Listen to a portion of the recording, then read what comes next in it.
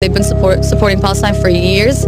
Japan itself has been supporting Palestine for decades, which people don't know. JICA used to have an office in Gaza. They support Palestine, they feel for us, but then when it comes to the, global stage, the United Nations, Japan has nothing to really say. They just kind of, follow what America says, unfortunately, which makes me very, very sad because I feel like it's time to break free from that as well.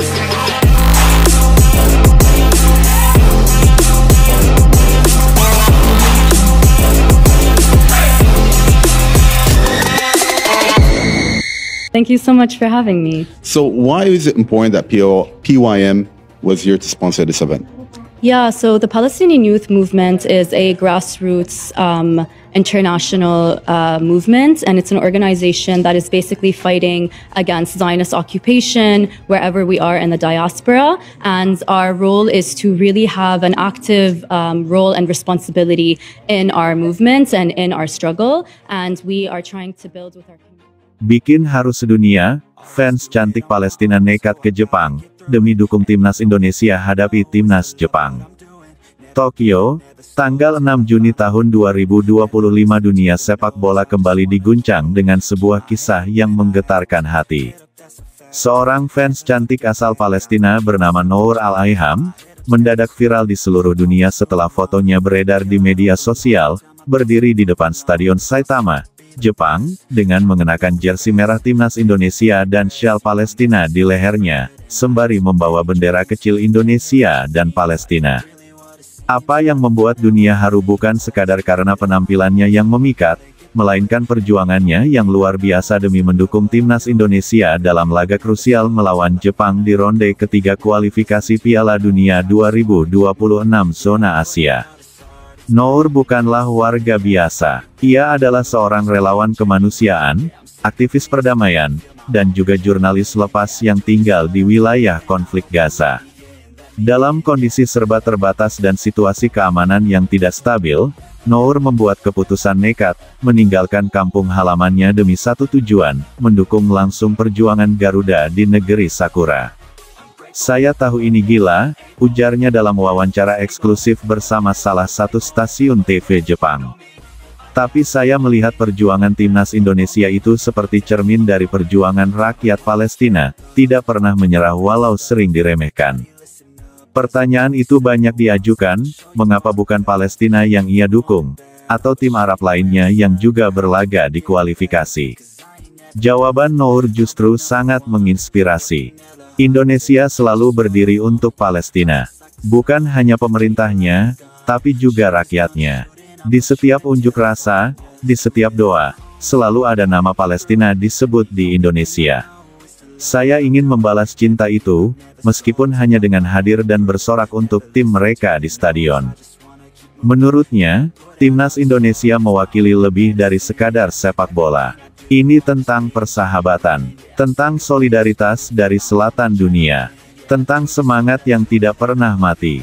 Indonesia adalah saudara kami.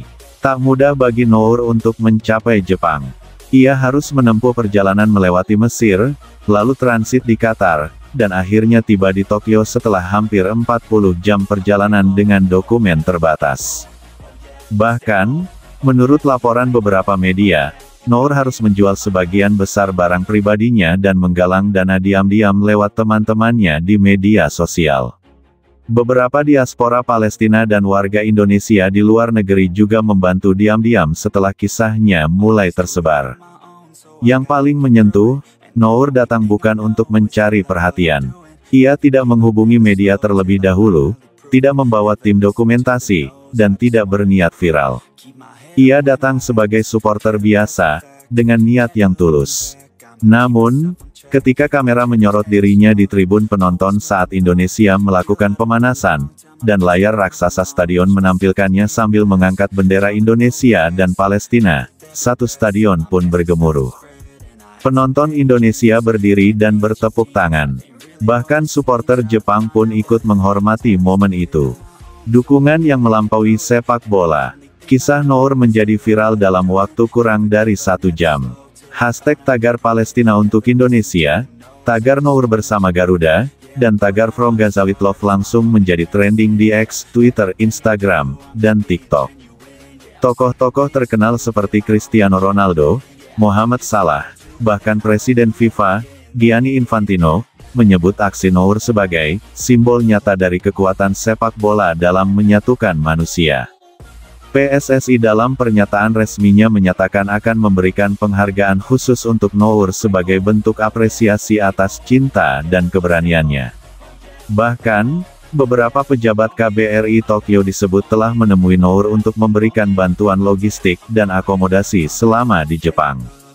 Komunitas supporter Indonesia di Jepang pun tak tinggal diam. Mereka menyambut Nour seperti saudara sendiri. Salah satu pentolan supporter, Didi, Garuda Tokyo, mengatakan, "Dia bukan sekadar fan. Dia simbol dari perjuangan dan persahabatan dua bangsa. Kami bangga bisa satu tribun dengan dia." Banyak supporter yang secara spontan mengajak Nour bergabung dalam rombongan mereka, menyanyikan yel-yel, mengibarkan bendera, dan mengabadikan momen langka ini dalam foto-foto penuh kehangatan.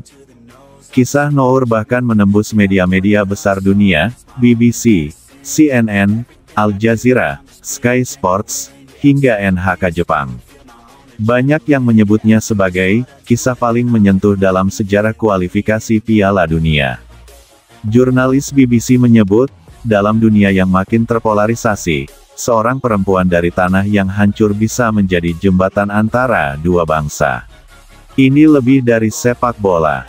Di Gaza sendiri, keluarga dan teman-teman Nour menyaksikan momen tersebut lewat siaran langsung. Sang ibu, dalam wawancara via Zoom, berkata, "Saya takut saat ia pergi, tapi sekarang saya menangis karena bangga.